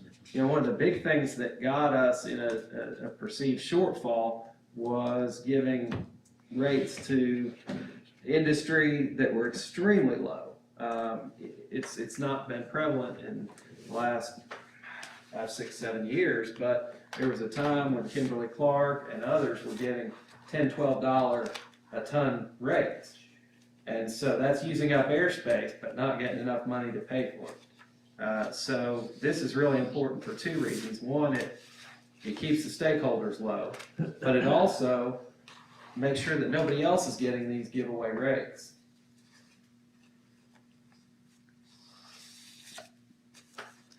With regards to what Mr. Anklin asked, the 23.58, is that a base, or is that the base with the That $1.25? is the $1.25. With the $1.25. So right now, we're at what, currently? They said 21.18. That's with the base, and we had another what, $1.25? I thought that included, I'll just verify the current and what it includes, but they quoted 21.18. I don't think they added $1.25 to that. 21.18. It's just a straight 21.18, isn't it? Yeah, it's 21.18. Yeah. Yeah, that's the base without the $1.25. Right. Do they include the $1.25 above that 21.18? Yes. Okay. Yeah. All right. Yeah, that's the 21 is on our report, monthly report, it's on the far left. And then the 22 is on the far I'll tell you what, right.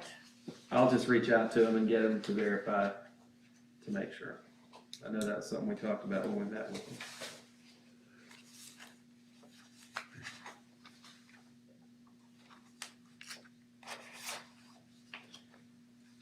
Okay, I think one concern that I had is in the current contract, when we're talking about the tipping fees, there is no verbiage in our contract that specifies, or there's no penalties or late charges if they do not pay us on time. And I guess I have a question. on the host or security fees, so. On the tipping fees, because I noticed that when it comes to the governmental bodies paying for the tipping fees, there is a penalty and late charge for us, but there isn't anything for them. Okay. And I think that we need to look into that. And I have a question. Let me dig for a minute. Let me They've find been it. late in reports, I don't know if they've been late in payment. They have. Yeah, I guess they have, yeah, we've seen months where the reports got delayed and something got delayed. Yeah, here it says pursuant to section 10.6 and 10.7, I guess they're talking about the host fees and the security fees. But it says, it's dated January the 1st. But anyway, they agreed to pay by the 20th of the month.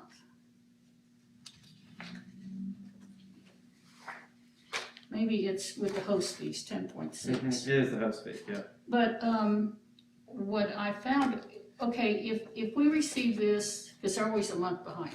Right.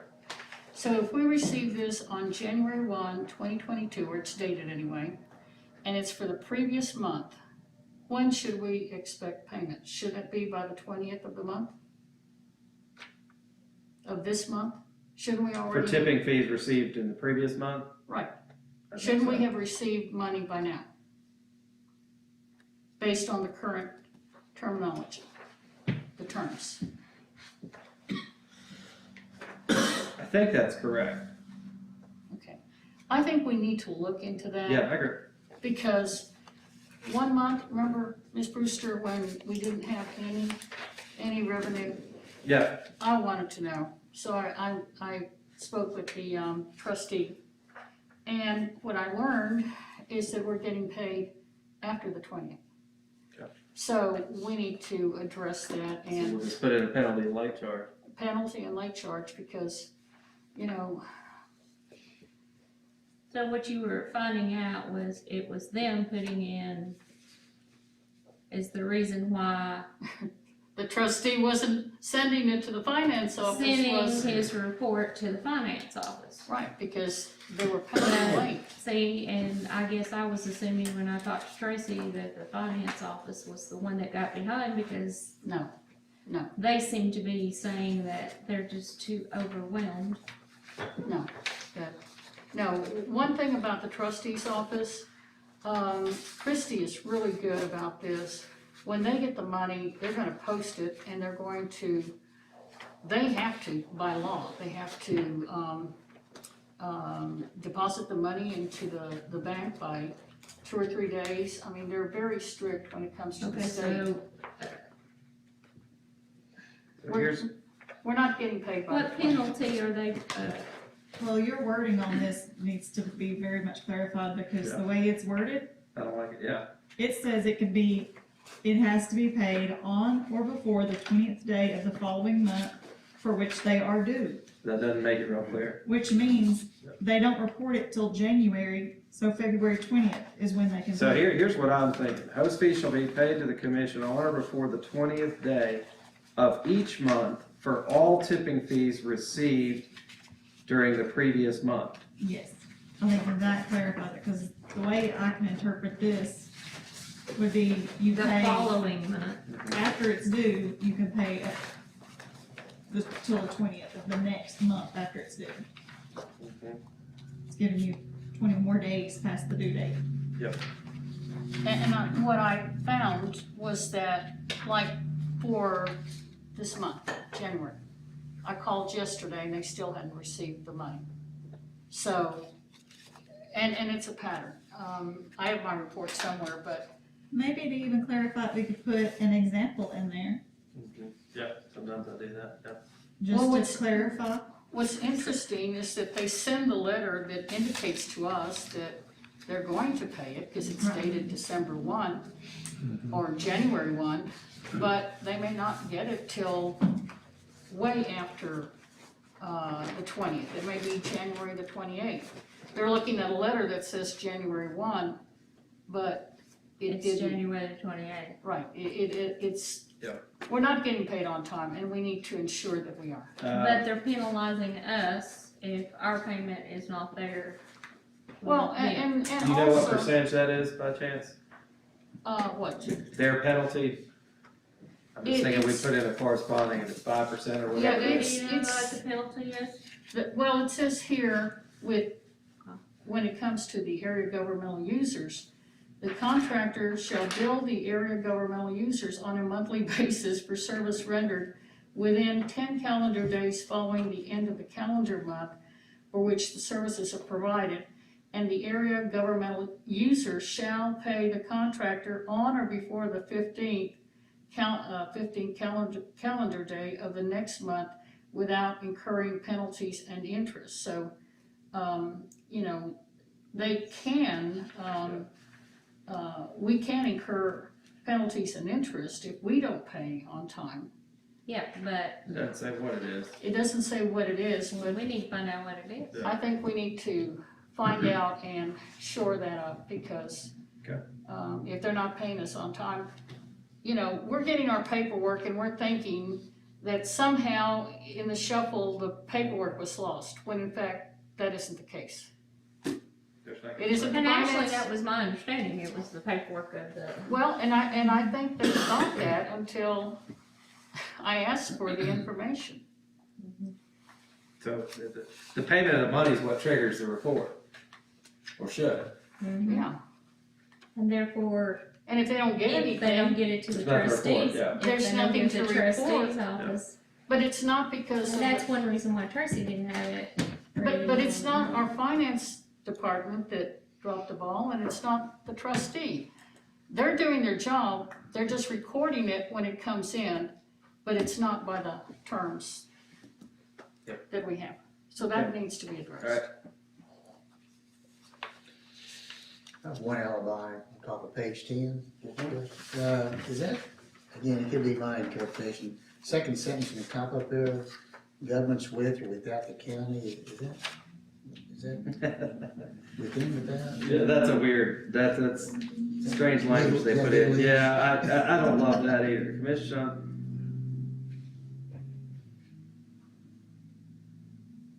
By the county or any local governments. I can imagine that would be considered the TVA, Yeah. because we've had some TVA materials, That's true. and it's a government agency, Yeah. Yeah, I guess that's why they did or that. FEMA if there was Yeah. a natural disaster.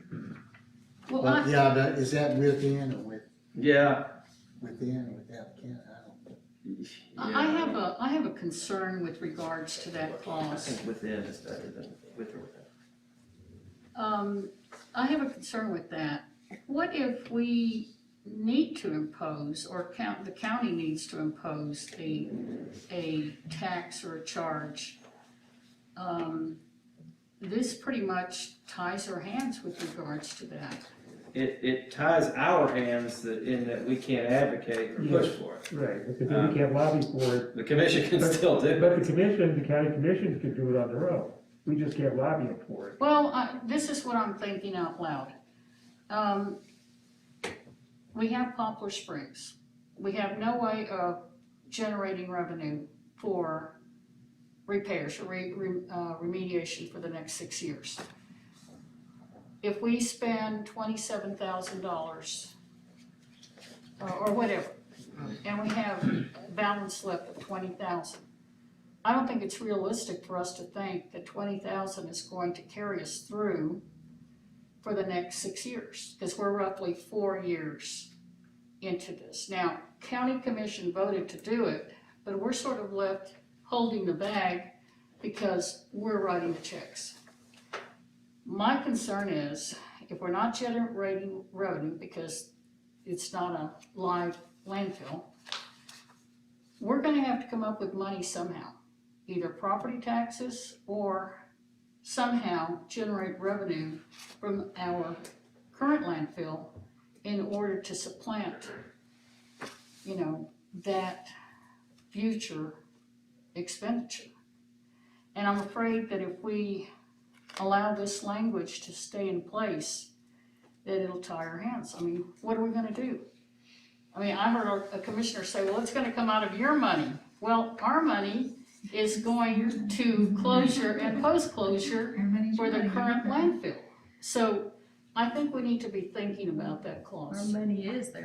It's, and I hear you, that's been in the 2007 agreement, it's always been there. We can try and push back on it. I think what, kind of devil's advocate, they're trying to say, we don't want to agree to a financial deal, and then you turn around and say, oh, we're gonna charge $10 a ton also on top of it. But the county commission could act County on their commission, own. and so maybe the middle ground is that we will not impose, but we're not gonna say, advocate is kind of a fishy word it's always been in there, and so maybe we just say, we're not gonna impose a direct fee. We understand what our contractual arrangement is, but if the county does something, Or the city. or the cities do Well, something, that's the problem, it kind of ties the hands of those that are on county and city, so Yeah, because and if you're sitting on that county or that city you were to seat, vote for it, then not you're thinking about this advocating. clause, then you approved it. You would either have to So that would dismiss put- yourself. And not to mention, the stakeholders always default to us. They say, you are the body that takes care of the landfill, not us. We gave you that authority. So that, What this does is it would tie Kelly's hands from voting yes on a county tax, or my Or hands. advocating for it. Or Right. advocate, I couldn't say a word, yeah. We would then have to remove ourselves and just say we are not allowed to To discuss or. discuss or vote on this matter. We have to- I think if you take out approve or advocate, it says this commission shall not impose, then that's all it says, then all that means is we can't just out of the blue arbitrarily say, oh, by the way, you owe us another $10 a ton. But if it's something that there's a reasonable argument for, and we discuss it with the county or the cities and counties discuss it, and they advocate for it, then so be it. That's a governmental decision. In the fantasy world, we're going to hope that we don't run out of money. That once we get this little place fixed, it'll be fixed because it's been the same place for the past 4 years, so. How about we just go back and just say, we shall not impose, and then see what they say? Let's try that. Good. And then Start add there. in questions, we can clarify that Yeah. that this board is made up of members Yeah. of councils and commissions that Let's have start there. to Because really, we can't say what the cities or the counties are going to do. The governmental body, they're going to do whatever they feel they have to do. And they have the right to do that. And it only gets iffy because it's this whole approve and advocate, what does that mean?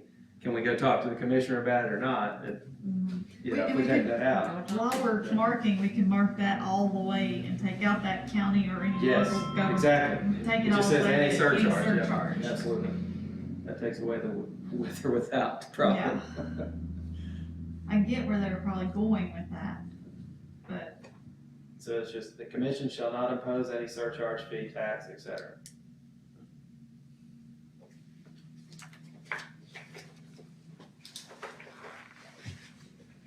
And then we resolve each month down below, we'll look into the penalty and late fee situation.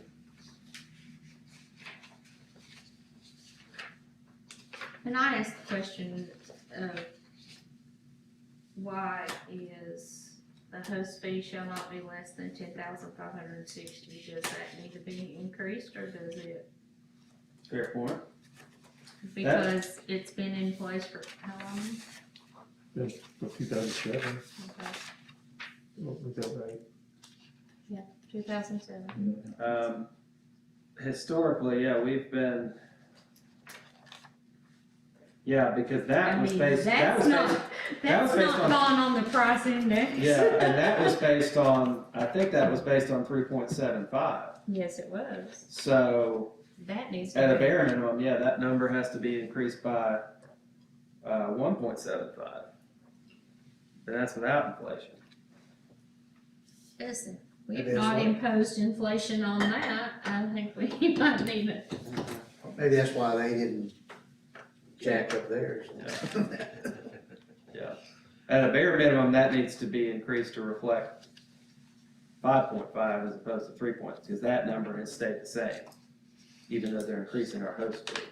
Okay, so Larry just sent me a message that said, going back to the insurance question, he must have thought of it. There is a 30-day notice written from the insurance carrier to the commission. So. Got it, Larry. Mr. Field, okay. Who knows? So that needs to be increased, what'd you say, 1 point? Yeah, I'll look at the numbers, but Can I ask a question with regards to the tipping fee? How did you come up with the 23.58? they proposed that as a compromise Because they could have gone to 26. to 26. Or actually 27, 26.90. If they had applied the CPI every year, it would be 26.90. But they thought that would not be palatable, so they just proposed a number in between where we are currently and where they could be entitled contractually. Mr. JJ, may I ask you a question? May I ask him a question? Since Sure, he, of course. since you handle the, since you're in charge of the garbage pickup or you oversee that, what kind of an impact is this going to have on your budget with your, with the amount of money that you are paying and what we're proposing increasing to? Actually, we probably will have to go up just a little bit on our garbage fees. Yeah. To absorb some of this here. I mean, because, we're, just our brush and trash alone, you're looking at 150, 200 tons a month. I mean, that's, then I'd have to sit down and do a little bit of math on it, but, see the impact exactly, but it's gonna hit us though. And I'm that's, just glad that we're not at 27. Which is actually where they could Yeah. have gone, so the compromise there was. Yeah. the thing about with city governments and county governments is that when budgeting, you have to take all this into effect. You have to consider this. They'll have to allow him a budget if that budget consists of, they do charge for, services, they can go up on those costs if they have to be able to provide that budget to his department. I mean, that's a process that takes place yearly and can be. Yeah, I know, because, they went up on their garbage rates, and I have neighbors that live in the city and they were griping, and it was only a 50-cent increase. Yeah, and and that fluctuates, and you can, if this did not go into play until after the budget cycle has already went through, we could go back and make amendments and adjust those as needed, to fit the need. I mean, with it being We're gonna be a close. $2 difference in tonnage, I don't see that being a detrimental thing to any of the governments. Is there any way that we can get the cities, and the county a break? We have a clause that talks about demolition, and technically we could dump the green waste there. I mean, I know that you wanted to do something with it, something productive. But on the other hand, when we're talking about the tonnage that he's talking about, and it's my understanding based on a county commission meeting, that the county is burning their green, their, trees and shrubs and whatever, which in Loudon County, we have a burn ban. So we need legitimately a place to take this waste. And if we can't produce a green waste, which technically, I think we would like to do that, but we haven't been able to figure out how to do it. At the very least, can we not reach out to Republic and give the stakeholders a reduced rate on that? And put it in a certain area of the landfill that, I'm sure they would be glad to put it in a certain place. I think that's what Eddie had suggested. They would do all the work if, you could have a space specifically that they could dump, and it wouldn't go into the line section necessarily, and give the cities and the county a break on that. I think we can make that request now if we have a plan. And I think Mr. Simpson brought that issue, and I think the cities would benefit from that, wouldn't you? Yes, I can separate brush from trash and debris. I can separate all that. I used to do it because, we had a burn pit down there, and then I think that thing went away or something, I'm not sure. But, if we could get maybe a cut rate on that, we could separate and put it into one area. I mean, I can make that happen on my part. I think that's a conversation we can have with them now, regardless of what we're doing in this agreement. Because I know the highway department was willing to do it, Lenore City is willing to do it. And I just think that if we're giving and taking right now, that it's something that we should present to them and see if they're, if they would consider it. Yep. I think we Behind the Kirby house. Does it have to be, Somebody's gonna have to do it yeah, in terms of the labor. Yeah, that's a challenge. Well, Eddie Simpson with the highway department was going to do it, and we can talk to, whoever's gonna be. No, I think he's meaning that somebody at You mean at the, public will have to be Right, responsible for doing it. So, I was if saying, we could agree on a lower rate, that, right, you don't have to have liner, you don't have to have the same level of permitting and daily cover and all that. So maybe there's a number that's fair, but is not full freight. Or maybe even grind it. I mean, Yeah, I think if you can make it financially feasible, yeah, I think the challenge was, does that need to be a contractual I would, item that we need to put into this? I think I would, Cause this is gonna be discussing a new operation. yeah, I'd be hesitant, because I think we might be bogging down this, but I think we just need to have that conversation with them I think Republic would be very, Yeah, I think they they would. seem to be very proactive in, Their environmental. Yes. Yeah. That's that something we looks can ask them good for next, them, it looks yeah. good for the counties that they're in, so. we can ask them next meeting. We can ask them to start looking into it for next meeting and work on that. Before we leave the tipping fee section, I'd like to talk about, the tipping fee schedule that says according to our contract, when we're supposed to get that. And, I made a request at this January 11th meeting, and, we should have already received it. And I went back and I started looking at that, and we never received it when we're supposed to. I think one year we actually, came as close as August, but we should have received it at the very least. I think when Steve was the chair, we were receiving it in January, and this time they didn't do that. Well, I think that's something for our meeting too. Yeah, I think I mean, we need to stay on this and finish this up, and I know, but I'm sure Mr. Stevens can get a hold of them tomorrow. I'll Make tell you, I've sure. had a conversation with them about it, without getting too far off the agenda. I've had a conversation with them about it. They understand what the agreement says. They don't have a problem providing that information to the commission. They have a sensitivity about that information being out to competitors.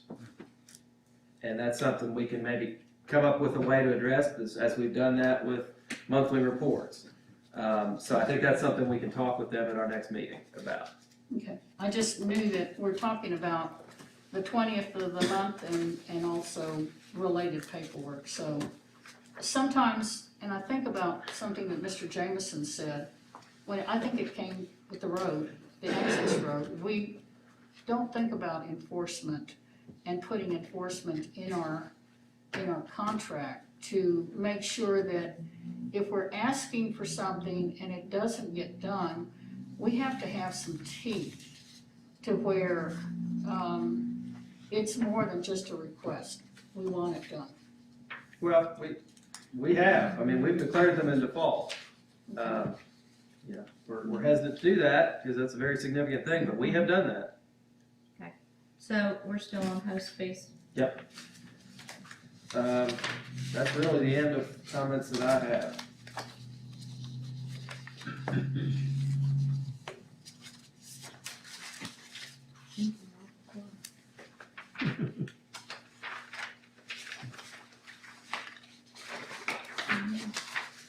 You've been too quiet, Jeff, worried. I'm just taking it all in. You're worried. Yeah, I like the basic framework. I think they, in terms of what we requested of them, sort of changing the service area, adjusting the stakeholders' rates,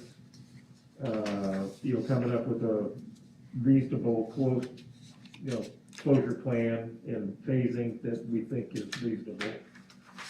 I mean, I think they, They've stepped up. came up to it. More so than their predecessor. Yeah. Does anybody else have anything that they feel like that we've missed? You have to do all that vector stuff, right? I believe I did. Okay. I saw it marked through. I believe I did. I know you haven't liked that for years. You're gonna do a word search for solely? Yes, yes. Expunge that for them. It's like, is it an intern or somebody? Go for it.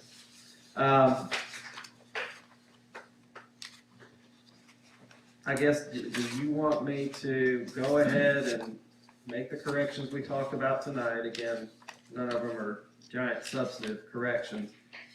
Do you want me to go ahead and send this along to them, or do we want to wait until our next meeting? I believe we need to have it brought back to us Okay, that's fine. for our next meeting. I'll clean it up, send it out to you, and then we can finalize at our next meeting. May I bring something up? It was taken from this completely, so that's why we don't see it. And that is, section 5.14. And it has to do with the 800 tons and the calculations, remember? I think you said at one point, we were working on it, they were gonna get back to us. But they eliminated that verbiage completely. And No, I believe the second sentence. Let's see, what 5.14. it's the flow limitations. They spoke about, what was it? Is that where the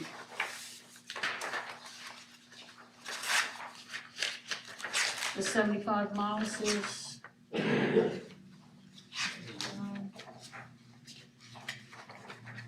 Yeah, they took out the second sentence about 150 and changed it to 75. That's all they changed. But isn't the flow limitation in that clause? It is in that paragraph where it talks about 800 tons a day? Right, Yes. it's the same thing. That has not been changed in this draft.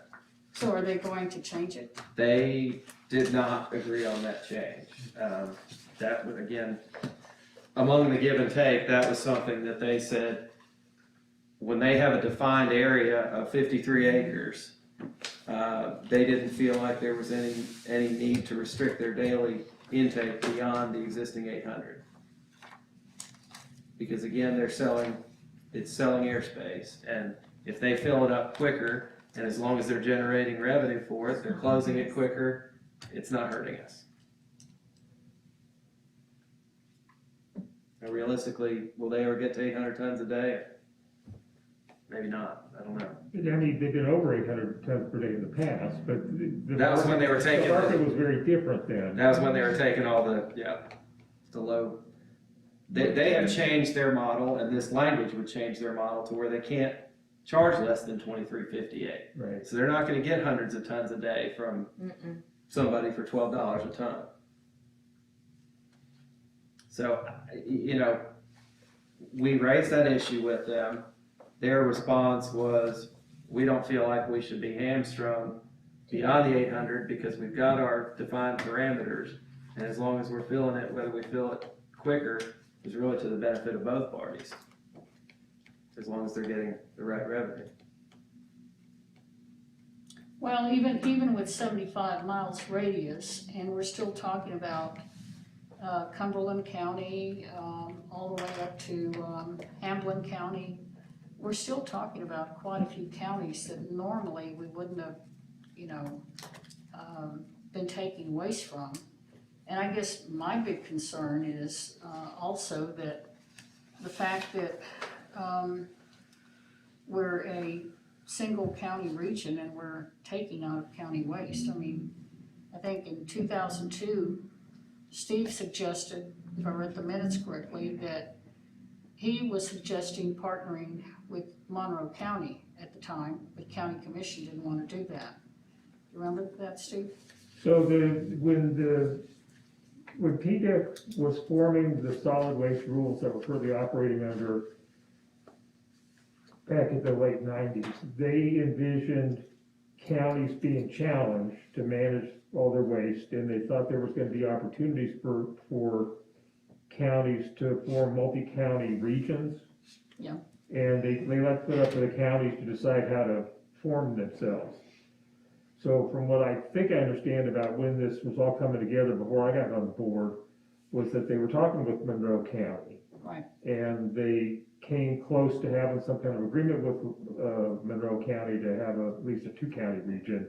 And for some reason, it never got off the ground. So Loudon went forward with it. Yeah, and I don't think the intent was to restrict where you get waste from. It was more, you can collaborate to operate your solid waste with other counties and regions. The current contract as of right now, just as a refresher, what is the guidelines on area that they can take waste? 150.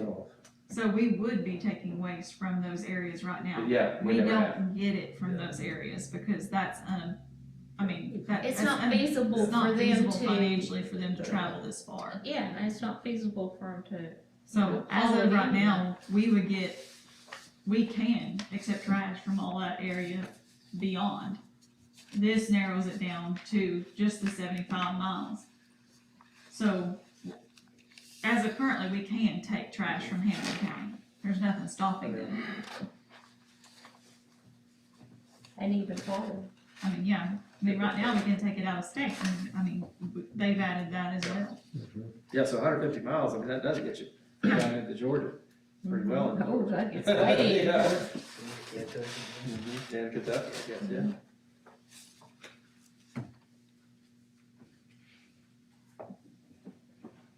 Okay, well, my plan, I'll clean this up, look at the few remaining questions, circulate a revised draft before our February meeting.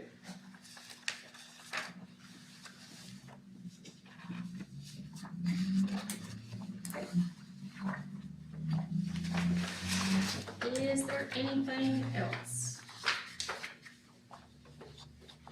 So you're going to clean this up and send it to us electronically? Yes.